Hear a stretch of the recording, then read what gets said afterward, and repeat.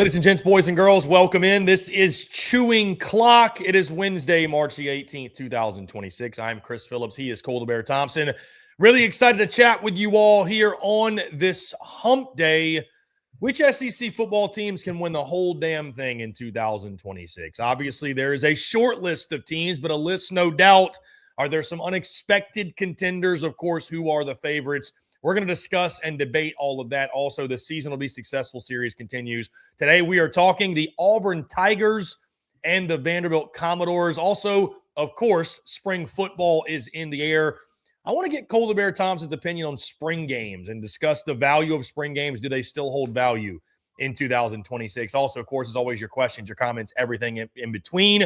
We got a jam-packed show here on this Wednesday, guys. Before we get going, make sure, as always, you hit that like and subscribe button on YouTube. Check us out wherever you get your podcasts, all across your favorite social media platforms, as well as our website, SECUnfiltered.com. And as always, we are powered by our friends over at Underdog. Download the Underdog app today. Use promo code SECU to score $75 in bonus entries when you play your first $5. Once again, that's promo code SECU to get $75 in bonus entries today. I am Chris Phillips. He's Cole Thompson. This is Chewing Clock, SEC Unfiltered's bi-weekly SEC football show. Got an array of topics to discuss today. Who can win the national title in 2026? Season Will Be Successful series continuing along with Vanderbilt and Auburn. And a little bit of spring football mixed in as well. And guys, we'd love to hear from you as always. Your questions, your comments, everything in between. But first, I say hello to my co-host, colleague, partner in crime, one of the best in the business. Once again, Mr. Cole the Bear Thompson. Bear, what's going on, man? Appreciate you taking the time. Really excited to chat with you today. Happy March Madness Eve to you and everyone else out there. I mean, technically in the SEC, it started last night with the game winner by Texas to advance to the actual round of 64, so good on them. Yeah, go Horns. I mean, I will say that proudly. I was pulling for Texas last night, obviously, to beat NC State. So, yeah, March Madness is off and rolling. On that note, Cole, before we get going, just one quick housekeeping item, that being obviously our March Madness event this weekend. We're posting up at Slider House in Nashville. That's going to serve as our HQ. If you are in Nashville, around Nashville, if you're passing through Nashville, highly encourage you to come out to Slider House in Nashville. Again, located specifically in Midtown. Going to have great specials, $3 16-ounce Outlaw beers. Of course, we're partnering with our friends over at Outlaw Beer. $12 buckets, 2 to 6 p.m., 30% off food. Pretty good happy hour deal there as well. So other special things and treats for you guys. And also, we've got our big-ass bracket, Cole, which I am so excited about. It is a 6-foot-tall bracket, 6 foot by I don't even know how many feet, but essentially it's just a massive bracket. It's going to make for a lot of fun. We're going to fill that thing out as we go game by game by game. It's going to be a really, really exciting time. And again, who doesn't love March Madness? So come on out, celebrate with us. I'll be there all weekend long, Thursday through Sunday. Cole, it's going to be a very long weekend at the bar. Again, I'm not complaining, obviously. Not complaining, but yeah, it's going to be a very, very fun weekend to say the very least. So, that being said, Cole, we are here to talk SEC football. Without further ado, let's get into it. Before we do that, really quickly, let me highlight a couple of our comments. A couple of our listeners are here. The Bulldog Report says, "What's going on? Good to hear from the Bulldog Report." Does a really good job, by the way, with the statistics and the analysis and a lot of the analytics when it comes to college football. Really appreciate you, my friend. Great to have some dogs being represented up in here. Texas Rock says, "Hold up, you're talking national championship and you got Aggie in the thumbnail. Come on, man. What are we doing?" We'll get there in just a second. My friend. You might be surprised. We got Gerald Clayton in the comments. Do you think Ole Miss will have a chance to win? Again, more on that in a moment, my friend. Patience. Texas Rock says, "We got our March Madness moment. We better enjoy it because it'll be the only one." LOL. Yeah, Texas has got BYU in the 6-11. Admittedly, I did pick BYU to win that game. I did think Texas would beat NC State. But I will not be surprised, Texas Rocks, to your point, if they do go one and done. All right, Cole, let's have the conversation. Let's dive into it. How many teams in the SEC can realistically win the national championship in 2026? And I want to ask you this question before we dive into it, because I do think this is fascinating. when it comes to college football, because obviously we're in a new day and age, right? We used to have the AP proclaim who the national champion was. Then we had BCS. We had a 4-team playoff. Now we got a 12-team playoff. And God forbid, probably going to expand beyond that to a 24-team at some point. Who knows how crazy this thing is. We might be talking about our own March Madness, but in December. Sure. So the old adage, though, and the school of thought has always been, hey, realistically, there's 4 to 5 teams every year that realistically can compete for and win the national title, right? That list is always a lot shorter than people want to make it out to be. However, Indiana sort of came out of nowhere. Certainly, I don't think they would have been on that short list before the season started. At the start of the season, yes, they would not. Start of the season. If I asked you in August last year, Indiana probably would not have been one of the teams you would have mentioned. Cole, do you still believe that list is around 4 or 5 or maybe 6 teams? Or has that list increased because of the expanded college playoff? So I always said 6 could win, which is why I said an 8-team college football playoff. You're rewarding 2 teams that maybe could be the dark horse outliers that go on an epic run, but there's 6 teams that can win. The Indiana wrench of it all, and then the Miami wrench of it all, not to mention Notre Dame and Ohio State as the 8 and the 9 seed sneaking their way on in, or the 7 and the 8 seed sneaking their way on in to get to the college football playoff 2 years ago. It's hard to say that at this point. So I think that what really is going to matter are 3 main elements. Number one, how good is your actual roster? Like, are you actually a good player? Good team. Number 2 is, do you have a good pathway? Like, I truly think that if you have the bye in the first round, you were in a world of hurt if you're not built like Indiana. Like, that's just the case. And by the way, they're 1-7 in getting that first round bye. So you don't want the first round bye. And number 3, and probably the most important one, what are your matchups to get to the Final Four? That's, to me, why I would say it. So I think it's probably expanded more to 10. I'd go as far to say 11 if you get the right amount of matchups. Like, if you're facing off against the G5 school and you get a team that has an injured quarterback that got the first round bye, you probably stand a shot because of your pathway is a lot easier. But it has gone up from 6. I'm probably now at about 10. I think 10 teams every year, realistically, with how much change is going on with NIL, with how much change is going on with transfer portal rankings and your pathway, there's a legit argument to say this team can win the national title. Yeah, I think that number has increased, Cole. I still don't think it's probably as many as people think. I think the Indiana thing, great story. We never really believed in Cinderellas in college football. I know I didn't because, it's unlike baseball and basketball to where it's such a skill game from the standpoint of, like, in football, I've talked to you about it before, Cole, and I've talked with others. If I'm 6'7", 330, and you're 5'7", 250, I don't care how much heart you have, how much determination you have, how skilled you are, you're not going to beat me, right? Like, it just, there are just the measurables in football, I think, matter more than most any other sport, which, again, why we don't see these Cinderella runs. We don't necessarily see it. The teams with the biggest, fastest, and strongest players, they win the most games. It is what it is. The most talented teams typically win the most in college football. So Indiana, yeah, go ahead. No, go ahead. Here's what I'll fight back with. The Cinderella teams that we talk about, they're not Cinderella. You're not seeing a James Madison. You're not seeing a Tulane. It's, hi, here's Cinderella. Her name is Miami. That got short a spot because of their ruling of how they do the ACC title game, and they're a 10 seed. That's your now Cinderella story. That's all I was trying to say, is that Cinderella is not coming up as like this dark horse. It's a legit team that's good enough that just has the number 10 next to their name. Yeah.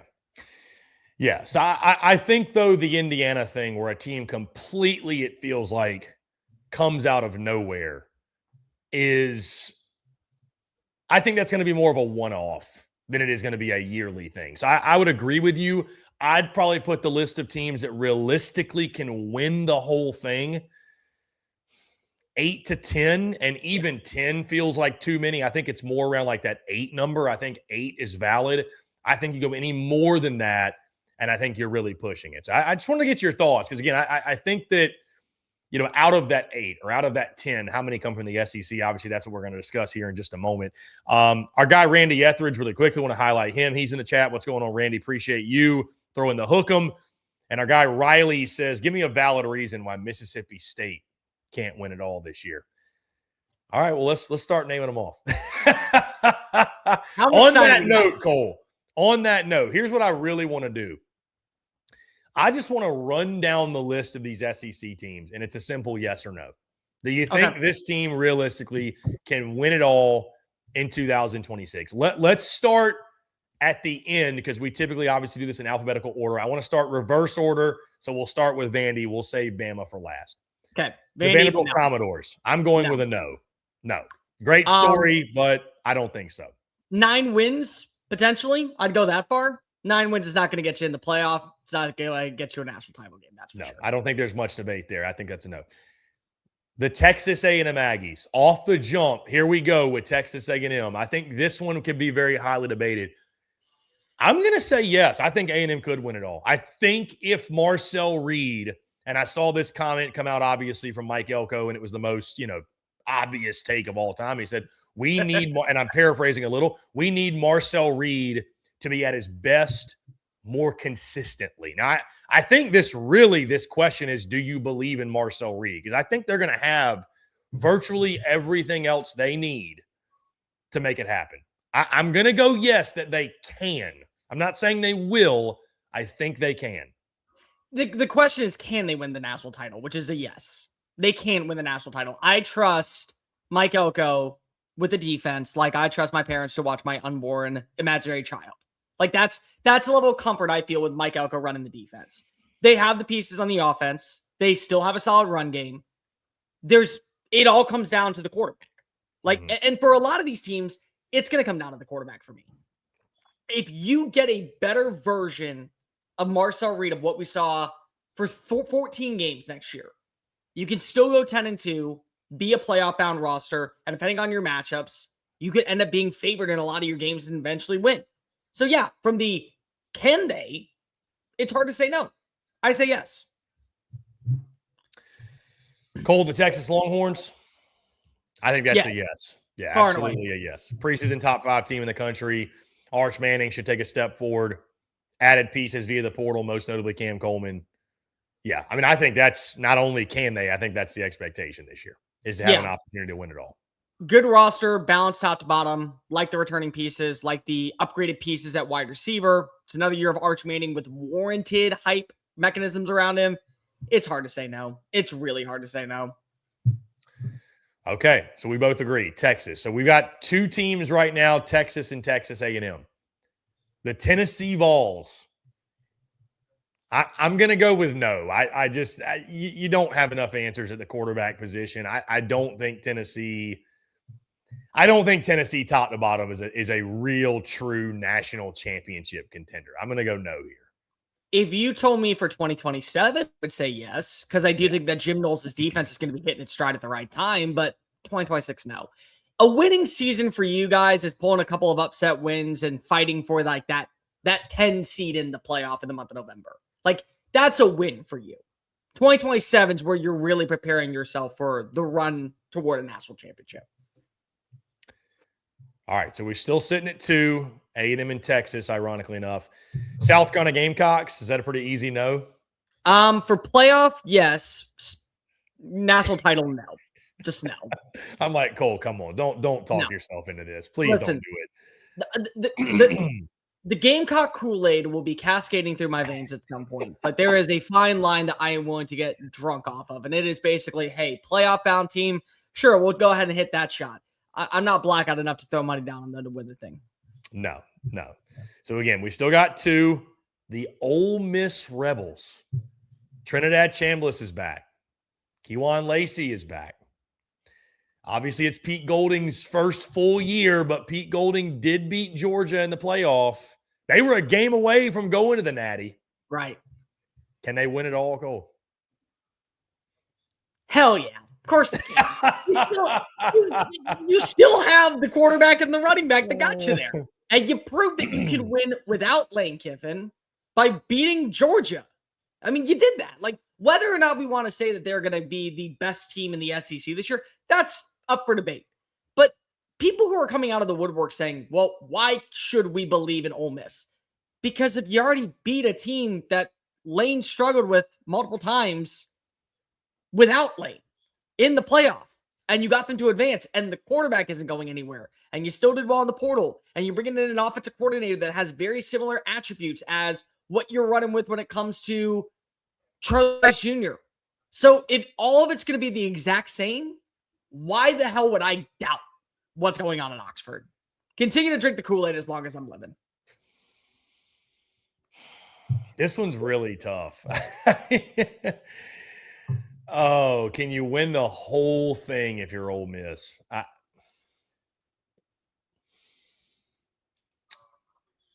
I'm going to go yes right now with a very strong, I don't think it's going to happen. And I fear, Cole, that Ole Miss may have missed their window, if I'm being totally honest. Fair. I think they may have missed their window to do something like that. I just, again, projecting forward, I think Pete Golding's a great fit. He could end up being a really good coach. You can't tell me the program's going to get better post Lane Kiffin. You just, right. I don't believe it. Until I see it, I do not believe it. I do not believe it. I'm sorry. I just don't. Trinidad Chambliss could go sicko mode this year again, and Kawan Lacey again. And so if you have those guys, you have a chance, which good thing you do. Right. But I'll give you the yes, but man, I'm split on this one, admittedly. So we'll go yes. We'll again. You were super close last year. Could have happened again, sure.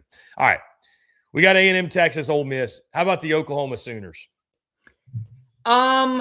This one's interesting because again, I trust their defense, and I do think that John Mateer will be better. It's a yes for me. It's a yes for me, Cole. It's a no for me. It's a no. All right. So, I think playoff for sure. No questions asked. I think winning a playoff game for sure. No questions asked. To do it 4 straight times is where you're really going to have me, I think, in an impasse. I got to see more from the offensive line. I got to know that you can run the football with guys, not John Mateer. It's a good point. Very good point. They have to get a lot better on the line of scrimmage. That's a really good point. Pedigree really matters to me. I'm not going to lie to you. I think Oklahoma, if John Mateer, again, big if, but take a step forward and they get better in the trench play, they're going to be really, really good defensively. I guess the question, too, though, is Brent Venables a national championship winning head coach? Maybe. It's not the weirdest thing to say. He's a national championship winning defensive coordinator, so definitely could. Right. All right, let's go the Missouri Tigers. I'm going to go no here. No, I like them. I do think that they will be better than what the record says or how we predict them going into the year. I think there'll be a lot of positivity, but national title is a far, far reach. I agree as well. I think getting to the playoff is step number 1 for them. Mississippi State, pretty quick no here. Worry about a bowl game first, then we can worry about a national title. Yeah, worry about getting to a bowl game, actually being bowl eligible, not being invited when you're 5-7. Cole, the LSU Tigers. Year 1 of Lane Kiffin, could they do the unthinkable? Is it asking too much too soon? I'm gonna let you take this one first because I'm thinking. Can LSU win the national championship? I'm going to go no. Okay. I think they can make the playoff. And I think even that is maybe that's asking a little too much, a little too soon. I think the ceiling would be making the playoff in year 1 of Lane Kiffin. Year 2? Oh, yeah, year 2, game on. Year 1, I still – there's a lot of moving pieces in year 1 of a new head coach, man, and it's a lot. It's a brand new culture. It's a roster of 40 new guys or so. I think that's asking too much. I do. I think that's asking way too much. I'm going to go no. I'm going to go no, but it's because of the schedule. I do think playoff if you told me today LSU's in the playoff, I will not be shocked. Because if I told you all last season how much I like Sam Leavitt, I think Sam Leavitt in this offense is going to do wonders. I really do. And I think that you're going to have a good run game, and they have some of the more slept-on wide receivers. We're not talking enough about Trey Wilson and J.C. Brown as what they could be in the SEC. But like we're fighting for 10-2 just to be in the playoff. And then it's all matchup driven. It just feels like at some point you're going to hit a rock in a hard place and you're just going to come crashing on down. I like it. Year 2, different story. Year 1, LSU, I don't think so. The Kentucky Wildcats, Cole, I think this is a pretty easy no from probably both. Unless there's something that you know that I don't about Will Stein. Could be much improved, much more fun to watch than years past, but they will be one of the best 5-7 rosters in the SEC that we are going to be paying full on attention to. They've got a really exciting roster. They made some really intriguing portal moves. So, and Will Stein's a heck of a coach. Cole, the Georgia Bulldogs, this feels like a pretty easy yes. Yes, I think the Dogs can win it all. Yeah, Gunnar Stockton back. He was really good last year. I think he'll be even better. Hey, Kirby Smart apparently thinks Mike Bobo's pretty good. He's back too. Glenn Schumann back. That continuity, one of the most talented rosters in college football. I know they got guys to replace, but it's Georgia. They'll reload. So I think Georgia. I mean, heck, not only do we both think, of course, they can win the whole thing, but I mean, they should be the favorite from the SEC until Texas shows otherwise. I don't know how Georgia's not the number 1 team in the SEC coming into the year. Rule number 1 for me, if Kirby Smart is on campus, you have a shot at winning a national title. It's the same thing as I felt about Nick Saban. You've done it before. You know how to do it. You can do it again. Cole, the Florida Gators with John Summerall in year 1. I'm going to go a very quick no here. I like John a lot, but that's asking a lot.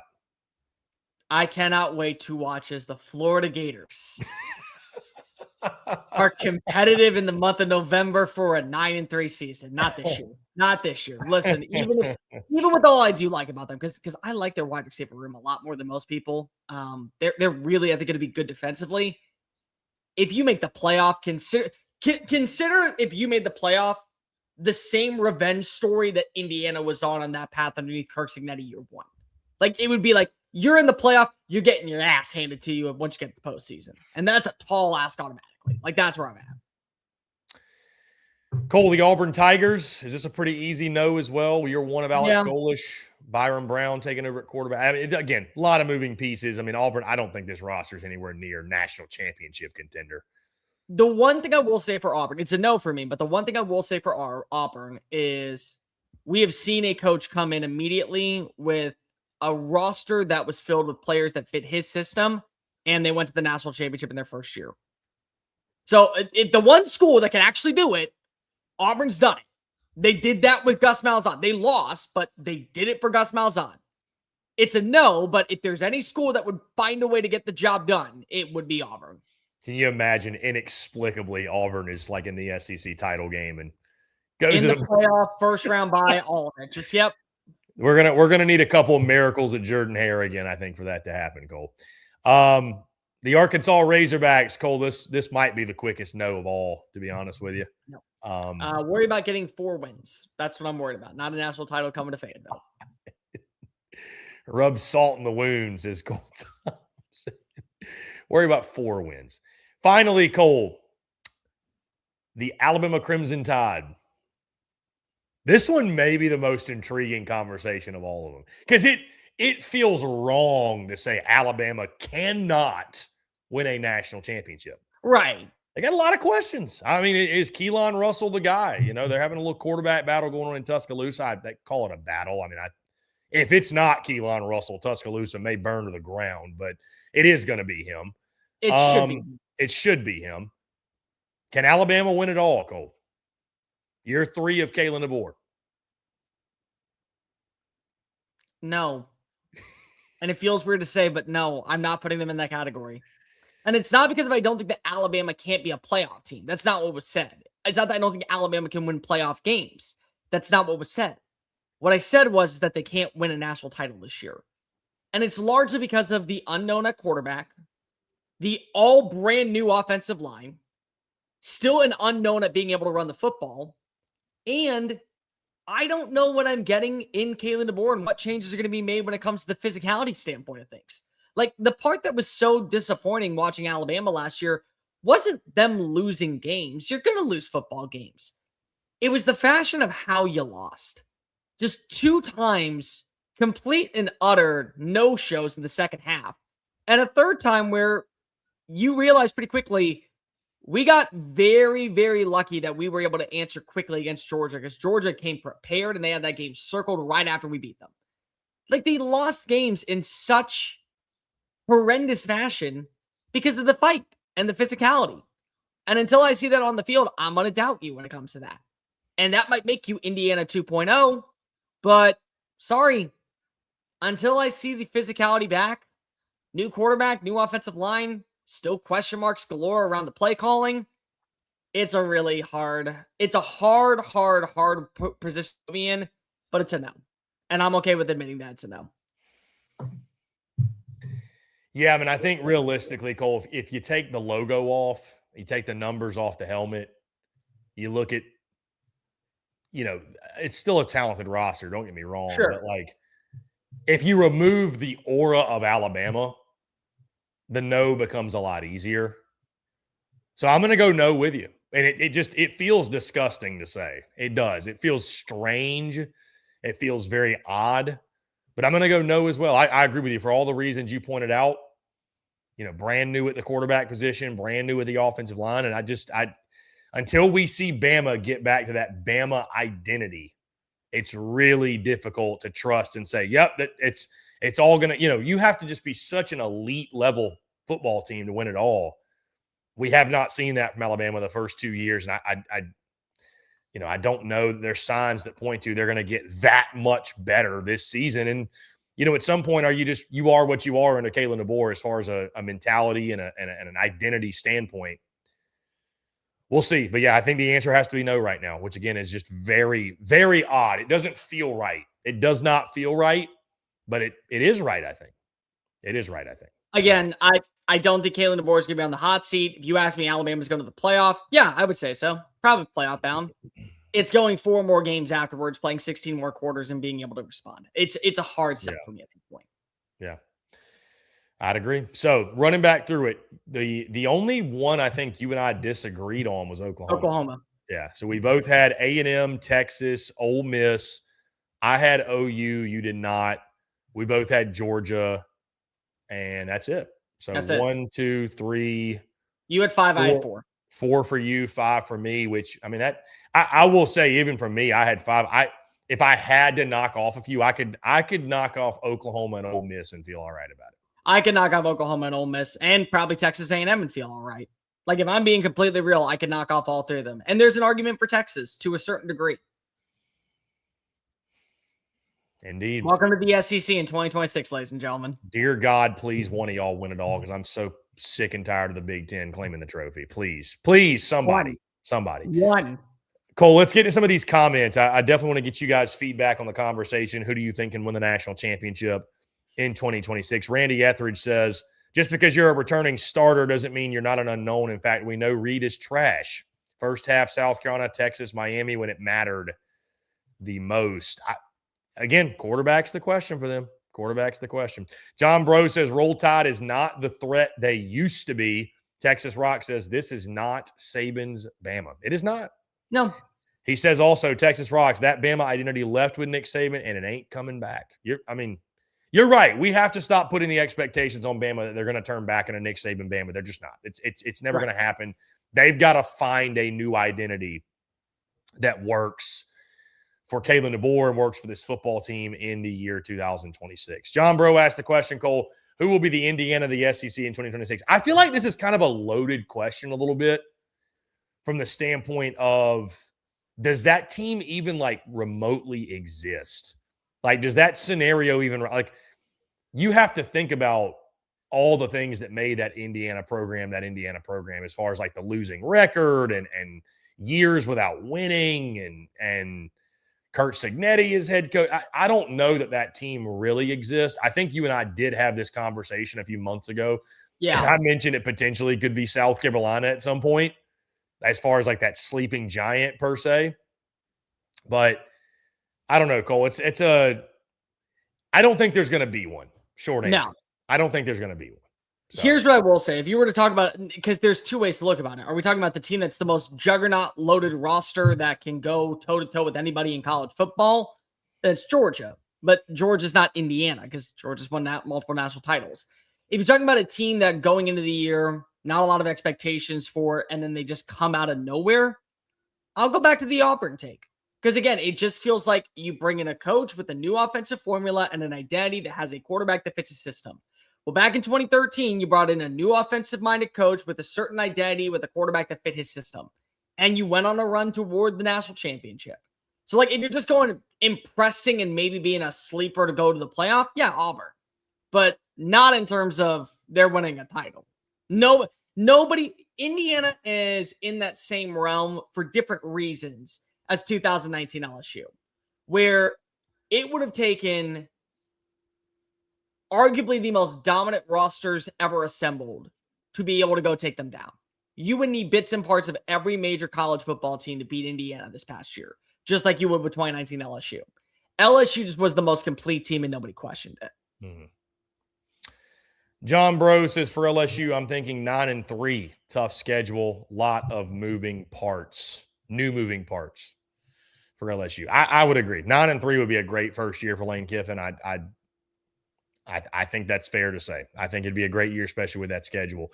Texas Rock says Texas gets sweet revenge on Georgia in the SEC title game. Very well could be Texas, Georgia, and Atlanta, but I don't know. Until it's not Georgia, Bama, it is hard to make that claim, if you will. So, all right, Cole, let's keep it moving. We got a lot of show left to get into. Season will be successful if series continues. Before we do that, though, guys, really want to tell you about our friends over at Underdog, because March Madness gets going tomorrow. The tournament action is back. The upsets are inevitable. Underdog's the best place to get in on all of the action. Playing on Underdog super easy. Just pick whether your favorite players are going to go higher or lower on stats like points, rebounds, steals, and more. And if you get your picks right, you're going to 5,000 times your cash. Guys, we'll be dropping picks all weekend long for the opening round of March Madness. So stay tuned. Download the app today.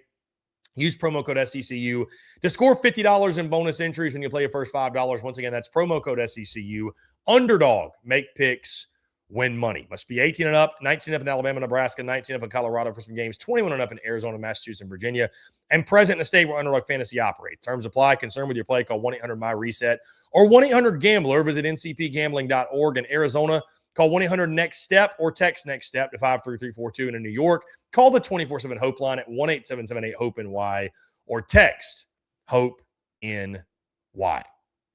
Cole, the season will be successful if series continues. Today, we are talking the Auburn Tigers. There's change on the Plains after the Hugh Freeze era. Well, it was an unmitigated disaster. Auburn did not have a winning season under Hugh Freeze at any point. The past two seasons, of course, missing bowl eligibility. Alex Golish now takes over as the head coach down on the Plains. And there's a lot of excitement. There's a lot of optimism, Cole. Obviously, Alex Golish, what he did in his time on the offensive side of the football in Knoxville. Then he goes down to South Florida, had a really successful career. Auburn revamped their roster as much as anyone in college football, a lot of it by necessity because, of course, with the coaching change, a lot of guys left. But again, Cole, when you look at this Auburn program, I think a lot of us are just excited for something different because it was very obvious very, very quickly that the Hugh Freeze era was going nowhere fast, to a point to where you and I both, I recall this so vividly, last year at media days and before the season, you and I both looked at each other and agreed we were out on Hugh Freeze and how right we were. Yeah. And it was evident so quickly in the last season.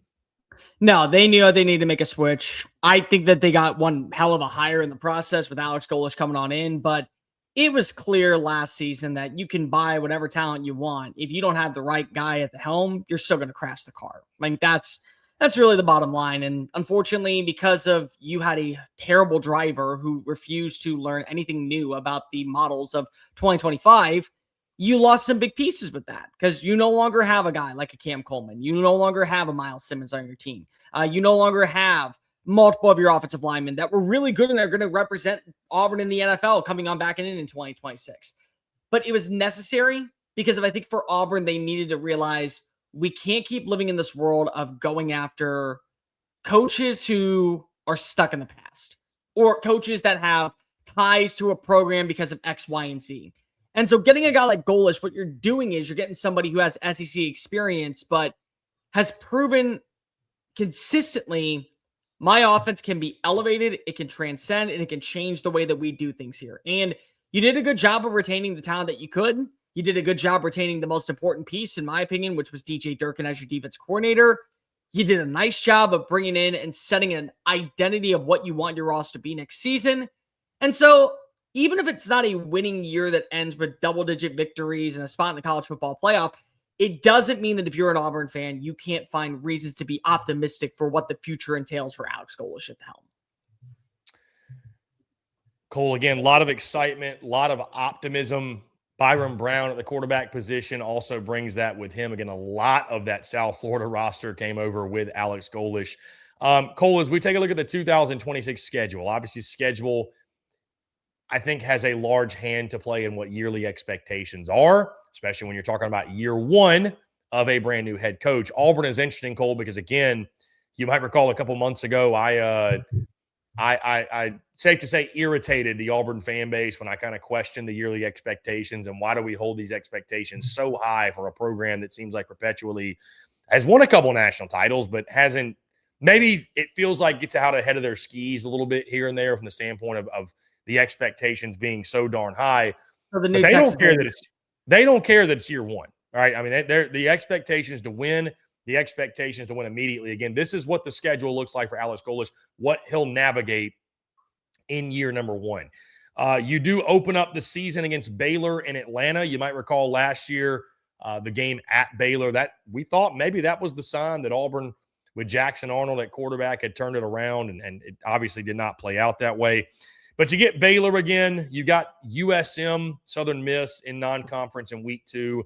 Most notably, Cole, the rest of the schedule, your SEC opener is against the Florida Gators at home. That's a game you and I have talked about a ton as one of the best games of the SEC slate, probably one of the most underrated as well. Your SEC road opener is at Tennessee. Then 2 weeks later, you are at Georgia. You get LSU back on the schedule. You're at Ole Miss. And then you close out the season at Alabama, of course. Some other games, Cole, again, if you feel like some winnable games, at Mississippi State, Arkansas at home. You do get Vandy again. Thank God there's no Diego Pavia if you're an Auburn fan. When you look at that schedule, Cole, your thoughts on the way it shapes up for year one of the Alex Golesh era, and just how conducive is that schedule to a successful year one for them? I think a successful year one is knowing that you're bowl eligible going into the last month of the season, because everything else is just a win. Because if you weren't bowl eligible the last 2 years underneath Hugh Freeze, on top of that, you haven't gotten to a 9-win season since 2019. And if you are at 6 wins at that point, you'll be at 7 because you're going to beat Stanford. All you need to do is win 2 of your last 3 games. Arkansas, at Mississippi State, and at Alabama. And the Alabama one is challenging because you haven't beaten Alabama in Tuscaloosa in over a decade plus. But the other 2 games are pretty promising to where 8 wins and then a bowl victory would put you at 9. So if you can be going into the month of November bowl eligible, where there is a number attached to your name, and we're looking at potentially 8-4, 9-3, sleeper for the college football playoff, but not really thinking about that, just thinking about, hey, we fixed our offense. Our defense has still been the backbone of our team. We're still looking like a roster that is far from finished, but we can exhale knowing that we can win in multiple facets. That's got to be a winning formula. Because again, Auburn fans, yeah, you can say whatever you want. Oh, we expect to be in the college football playoff year in and year out. That's a great sentiment. You have not had 9 wins in a season since pre-COVID. Like, let me remind everybody, the world shut down. We barely had football, and you still have not been able to get back to that level. So for a season, if you could just simply be going into the month of November with 4 games left, sitting with 6 wins, you got to feel confident that you're at least going to win 2 of those games, if not 3 of those games. And then you're sitting at 9-3, which is a great year for a year one head coach. I do think, Cole, you make a great point from the standpoint of it feels like Auburn seasons have not even been able to get off the ground, and like there's a feeling of like the season's over before you ever even get to the month of November. So I'd agree with you. Having some optimism and excitement around that time of the season would be a huge plus, and I think could define success for them. I'm going to go a little bit of a different direction, Cole. I think the season will be successful for Auburn if Byron Brown flourishes at the quarterback position. He's been a big talking point already at this point in spring. A lot of people nitpicking his throwing motion a little bit, and we'll obviously see how that pans out in the season. I do agree with that little hitch. It's going to be very interesting with him coming down to the hip, but he's had a lot of success in college football. I mean, this is a guy that, what was the stat, Cole? I think he was the only quarterback that the only quarterback returning. He's the only quarterback ran for 1,000 rushing. Yes. I mean, like, the dude's obviously very dynamic. I think Auburn's been starved at the quarterback position and just offensively for good offense. And they've been starved for good quarterback play. I mean, the Hugh Freeze era consisted of 2 years of Peyton Thorne and 1 year of Jackson Arnold. Enough said. I mean, they are so starved there for good quarterback play. And I think, obviously, if you get good quarterback play, I do think you should be able to find your way to bowl eligibility, which I think that, too, would define success. I think anytime it's year one of a new head coach, as long as you can get to postseason play, I know bowl games don't mean everything that they used to anymore, but I do still think it's a big deal. But Byron Brown flourishing at the quarterback position, Cole, I think will be a real positive step in the right direction, and I think it should lead to a prolific season. So give me Byron Brown flourishing at quarterback. You do that. Again, I think that's going to satisfy the appetite of the Auburn fan base, at least in year one. And I think the wins will come most importantly with it. But you got to get good quarterback play. There can't be a feeling of, oh, my God, here we go again. We're going to suck at QB. We're going to suck on offense. We're going to be depending all on the defense yet again. I think you need to get the type of quarterback play necessary to compete at a high level that is in the SEC to go win some ball games. So I think Byron Brown can do that, and I think that'd be a successful campaign for year one. I'll go a step further. If Byron Brown does what you expect to be a winning season, I think my prediction's closer to coming true. I think that's valid. I think it goes hand in hand. I really do. So it's going to be an interesting year one. Again, anytime you've got a year one of a new head coach, I know the expectations obviously on the Plains are high, but there's got to be some semblance of patience, at least in year one. We'll see the type of foundation that Alex Golesh can lay. So, guys, I'd love to hear from you, your thoughts. What would define a successful season? How would you define success for the Auburn Tigers in the 2026 campaign?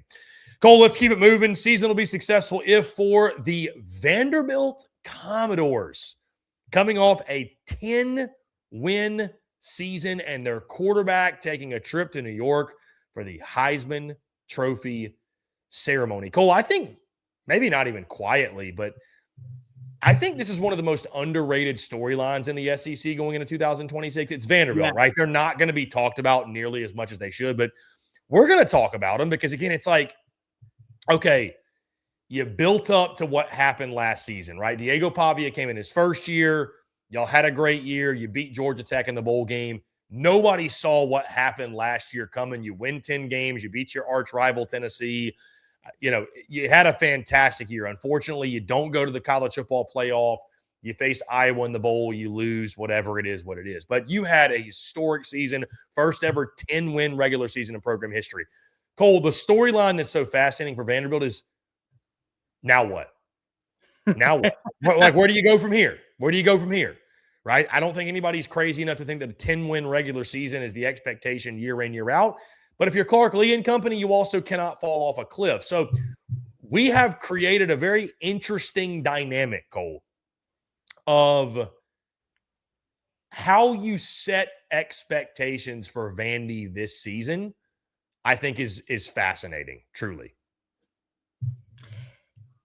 It's not only fascinating, it's going to be a social experiment because there's going to be two different ways to go about it. There'll be the national fan base. It's Vandy. It was Diego Pavia. Cool. Guess what? He's gone. Let's see what you do now, Clark Lee. And then there's going to be the Vandy fan base, which is we took this mantra and every player started to act the exact same way when it came to carrying themselves throughout workouts, off-season drills, spring practice, fall, summer workouts, fall practice. We were going to go week one. That's sticking around long term. So what is it? Because there has to be a middle ground.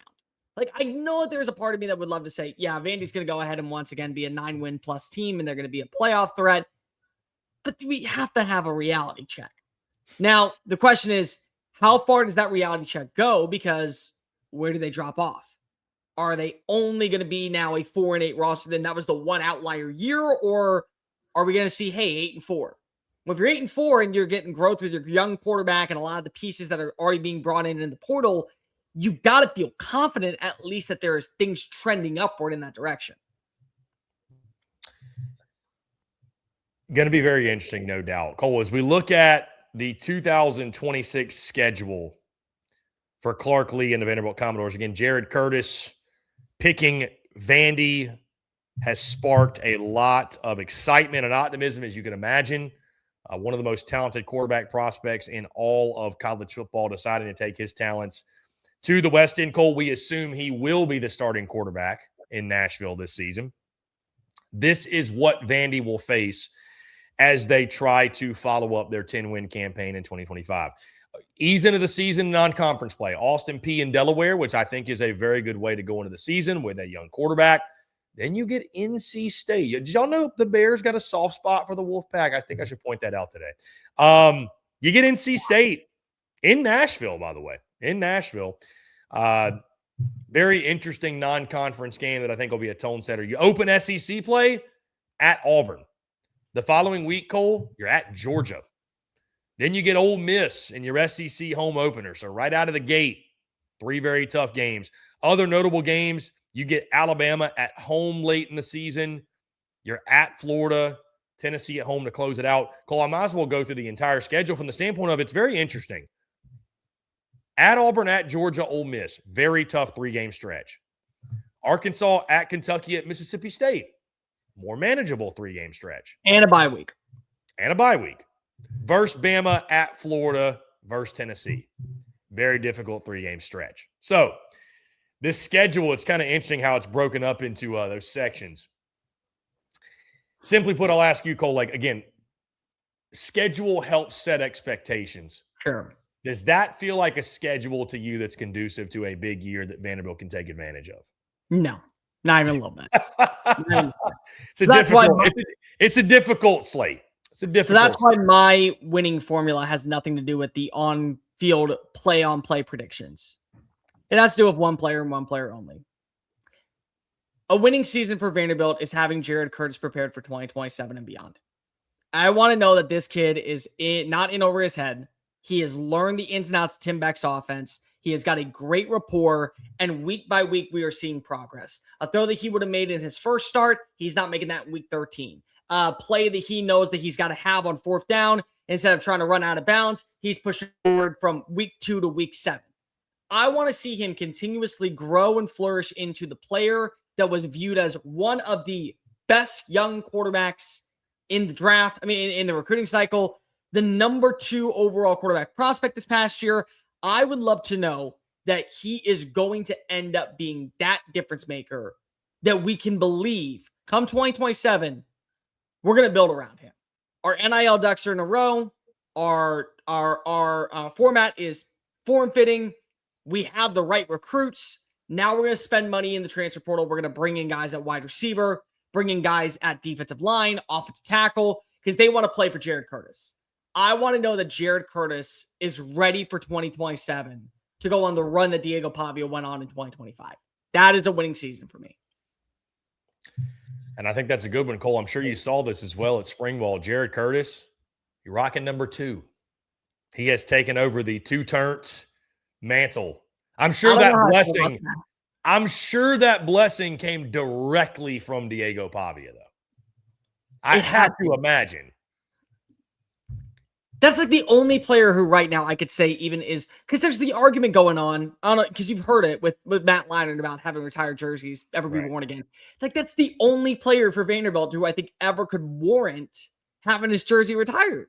And even still, it's like, are you going to give it to him is the question. I still would rather you create your own legacy, but he wore number 2 in high school, so I get it.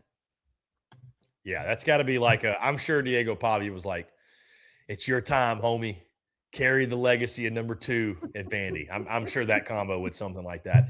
And I think you make good points, Cole, and I think that would certainly deem a successful season for Vandy. Here's the reality. I do agree with you. I think it's going to be an interesting social experiment from the standpoint. I think there's going to be a lot of people that, and it's like what I talked about end of last season, what we saw is people's real, true disdain for Vandy and for Diego Pavia come out late in the season, Some people got to really express their emotions, and it's like, okay, tell me how you really feel. So I think there's going to be a lot of people. It's weird to think Vandy has become hated, but I think there's going to be a lot of people that are going to proclaim they're going to fall off a cliff. They're going to go back to being same old Vandy. They're going to win 4 games, whatever it is, what it is. So I do think it's going to be interesting. I think when you set expectations this year and you try to quantify what success is for the Doors, I certainly think you got to keep things realistic. Hey, you lost the heart and soul of what that program was the last 2 years. I know it was a lot more than Diego Pavia, but he was the straw that stirred the drink. He was the thing that made this go. So how do you follow that up, Cole? I think a successful season for Vanderbilt in 2026, just get back to a bowl game. I think if you could start establishing the floor as 6-6 or better, I think that's a good spot to be in. Listen, making a bowl game at Vandy's still a big deal. It's going to be a big deal for quite a while until you elevate that program to a place where 8 wins is the new floor, or God forbid more than that. Like, no one in Nashville should be turning up their nose at the idea of making a bowl game. You got a lot of new pieces, a lot to replace on both lines of scrimmage. Jared Curtis at the quarterback position. I think he will have that growth that you were talking about in a 6-win or better campaign. I think you will see that. I think, obviously, again, with the schedule they have, they'll have to win some notable games. It's just going to have to happen, right? So I think you'll see that growth from Jared Curtis, but I think that would be a really good foundation to lay from the standpoint of like, hey, even when we are in a transition year, we're making the postseason. Let us not forget just 3 years ago where Vanderbilt was coming off of a 2-win season. Like, Right. We're not that far from that. So if all of a sudden your quote unquote bad year or your step back is 6-6 or God forbid 7-5, that's really, really, really good progress for that program. So I think if you just get to a bowl game, we are not at a place where, again, I think anyone in Nashville is going to say, my God, it was a disaster season because we went 6-6. We are not there yet when it comes to the Vanderbilt program. Get back to a bowl game, establish that as your floor that, hey, at minimum, we're fighting for postseason play and we're getting into postseason play. I think that is a pretty good spot to live as a Vanderbilt program if you're a fan of the Doors. So, and heck, I had Vandy fans tell me that last year at the tailgate, like, hey, we just want to be competitive and, we just want to get to the postseason. Just get to the postseason. And I think in a transition year, I think that'd be a good campaign. I think that'd be a good season. So,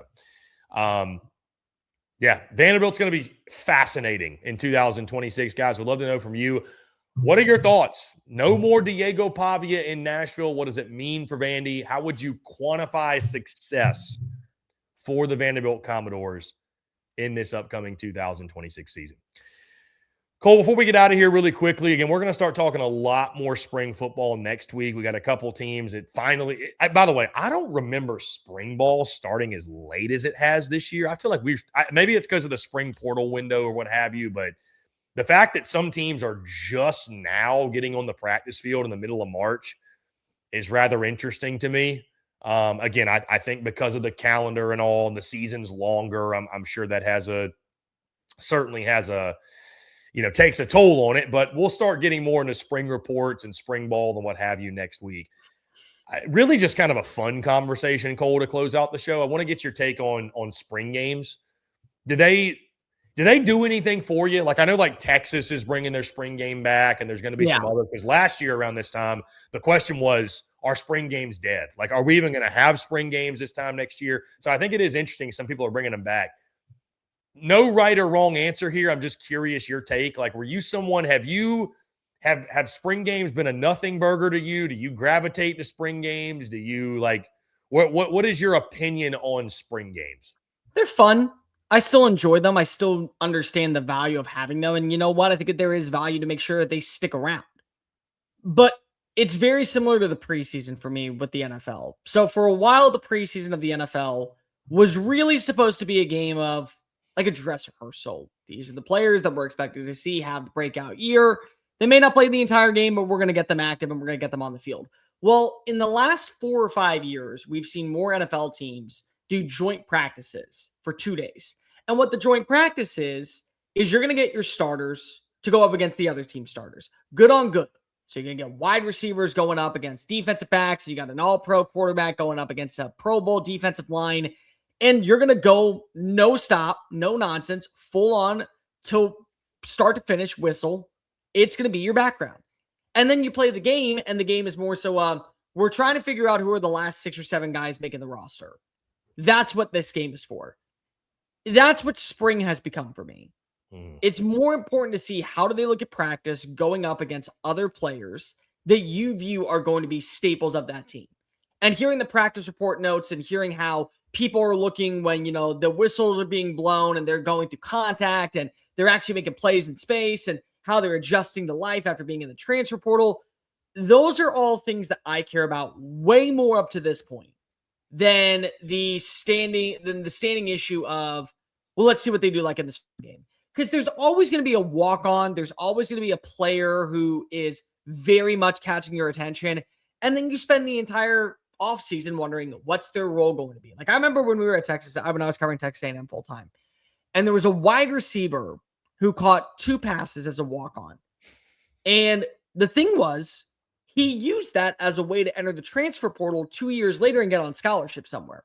So it was a cool story, but I remember my editor said, you need to do a full-on article about what it means for this kid to be, killing it in spring. And I'm just like, guys, he's not going to play during the regular season. We don't care. We need to go ahead and hit on the story.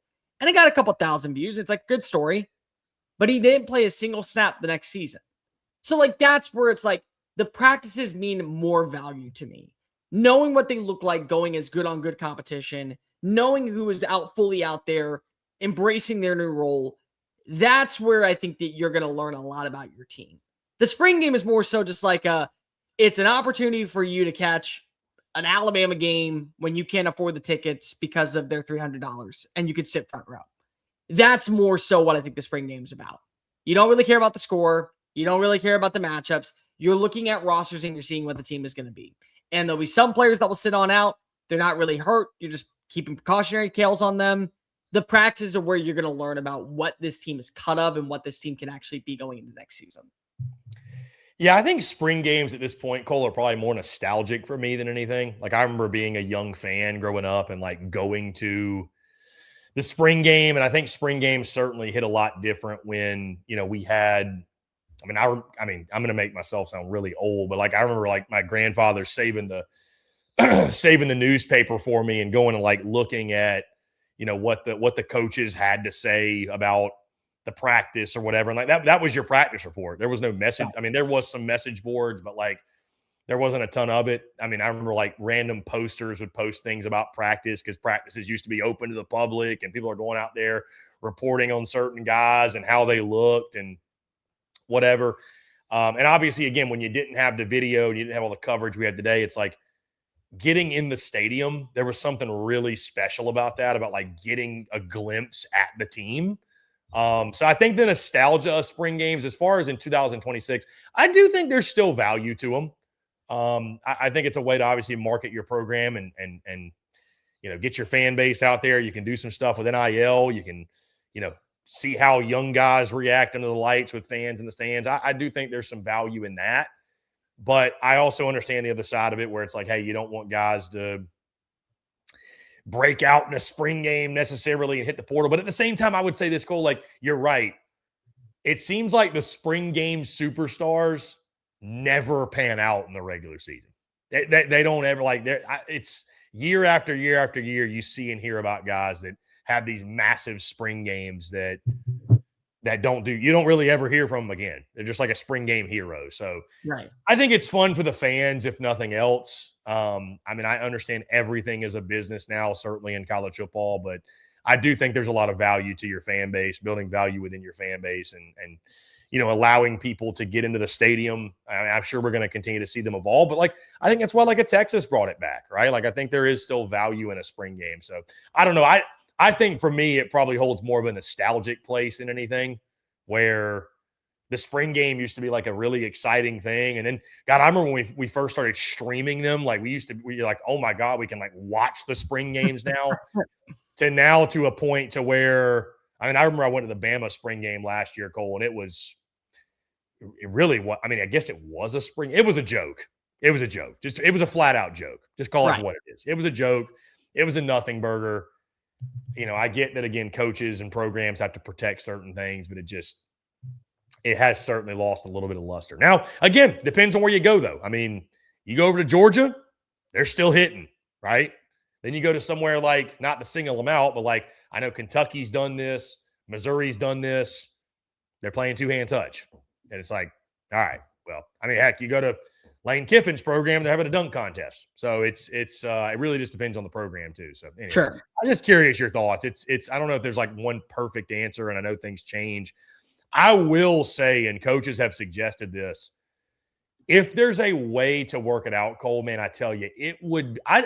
I don't understand why in football, every other sport we have like preseason exhibitions, or baseball teams during the fall will scrimmage other teams, or certainly like basketball they'll have silent scrimmages, if you will, they do in practice, or they have exhibitions. Why can't we line up a spring game against somebody? Like, why not? I don't see why that would. And if you're worried about guys getting hurt, don't play them. I just don't. Like, you probably don't. I mean, sitting your stars for a spring game is not some new concept. This was happening even when spring games were quote unquote great, right? Like, just don't play them. Play your young guys. Play your young guys. I mean, at least you got somebody else to go bash heads against, and you're able to play a game. I don't know. I think it'd be a good idea, especially when you're talking about like in-state schools, like, Florida could scrimmage against, heck, I don't know, man. Florida A&M. Yeah, Florida A&M, something like that. South Carolina could scrimmage against Wofford or Furman or the Citadel. Tennessee could scrimmage against Tennessee State or Tennessee Tech, or whatever, Kentucky, Western Kentucky, et cetera, et cetera. Like, what I mean? I don't see the harm in that at all. I really, and I don't feel like that would even take a lot of planning, No, it wouldn't. Here's the only problem that I would have, and I can see it from the perspective of the FCS schools. If you're probably not playing your starters. If you're Auburn, if you're Alabama, if you're South Carolina, outside of if you have a young quarterback that's never seen the field before, Jared Curtis is a perfect example. They play against Tennessee Tech. I need to see Jared Curtis play because I've yet to see him play. But for the most part, starters aren't playing in that game. You're running the risk of the FCS schools, especially ones that feel like that they may be good enough to win a national title at their level, their players getting hurt in a game that has no meaning behind it, which is the problem because of, again, it's like saying, well, what happens when the regular season rolls around? Are you not going to play them because of you're scheduled to get $100,000 for this to be a tune-up game, or $1.2 million for this to be a tune-up game, and so you're resting them? Like, is that going to be the ruling? Because then that's the ass kicking that nobody wants to see. So, like, there's got to be some ways around it, but at the same time, that's really the only thing that I could go with. Because from everything else, it makes sense. And let's be real. If you're at a major school like South Carolina or Texas A&M and you're scheduling these games, you're looking for the 3 or 4 guys that are going to have an impactful role on your roster. The starters, you already know who they're going to be.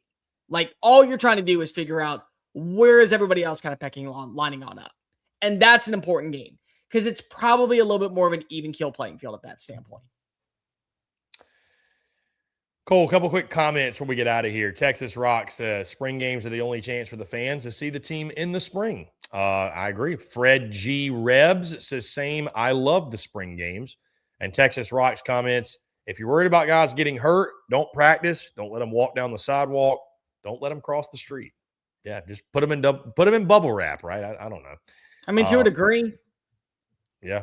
I mean, yeah, I don't know, man. It's like, at some point, I hear like, Cole, what you're saying, and I'm not saying like this is just like you created this opinion, but like the whole like you're playing in a game that doesn't matter, you potentially got hurt in a game that doesn't matter. Like, I feel like that's such a slippery slope because it's like, well, I mean, hey, why are guys even playing in these non-conference games during the regular season? If you're the FCS team, like you're not going to win. So then why does it not matter? I don't know, man. Like, to say any opportunity to suit it up doesn't matter is a slippery slope. Like I said, it's just, I don't know how you can pick and choose when the games matter, when they don't matter. You know what I mean? Exactly. Like, because not everybody's going to be not everybody's going to be playing for a championship. So, yeah, I don't know. I just think that's a slippery slope. Anyway. My big thing right now is just you have to you can't say that we're just going to rest players because of we don't want them to get hurt. They could get hurt in practice and then get hurt and everything else. It's not a good enough excuse. Right. I understand the reason why some schools wouldn't want to schedule that. Maybe it's money purposes, but there's a way to make it work. And I'll tell you what, the competitor in me would want to play that game. Yeah. Because I think that's just the nature of the industry. If you're a competitive person, if you've been on a team before, you get tired of hitting against your own players, against your own teammates. You want to hit somebody else and not hold back. That's the entire point. Yeah. Texas Rock says spring games are glorified scrimmages. Teams still have scrimmages. Why? Yeah, good point. I mean, you have to scrimmage. You have to scrimmage. It's inevitable. So, yeah. Anyways, we'll see. I'm curious. Again, I know like Texas A&M, Oklahoma, they're all having spring games. I would assume Georgia's going to have one. We'll kind of figure out the rest of the list. We'll talk about it next week. I'll do some digging and we'll have the list because I think a lot of people probably just don't know what the schedule is for spring games. So, yeah. No, it'll be fun. The ones that we do get, we'll cover, and the ones that we don't, it is what it is, and we'll just keep it moving. So, anyways, really good stuff today, Cole. Appreciate you taking the time, guys. We appreciate you all tuning in, rocking and rolling with us. It always makes it more fun when we get the banter and the feedback and the conversation with you all. Chewing Clock live every Monday, Wednesday, 2 o'clock Central. Make sure you stay tuned. All the content coming out from us, content bleeding out of the eyeballs in the meantime. Make sure you hit that like and subscribe button on YouTube. Check us out wherever you get your podcasts, all across your favorite social media platforms, as well as our website, SECUunfiltered.com. For Cole the Bear Thompson, I'm Chris Phillips. This is Chewing Clock. We appreciate each and every single one of you tuning in. Have a great weekend. Enjoy March Madness, and we'll be back on Monday chatting with you all. Appreciate you all. Have a good one. Cheers.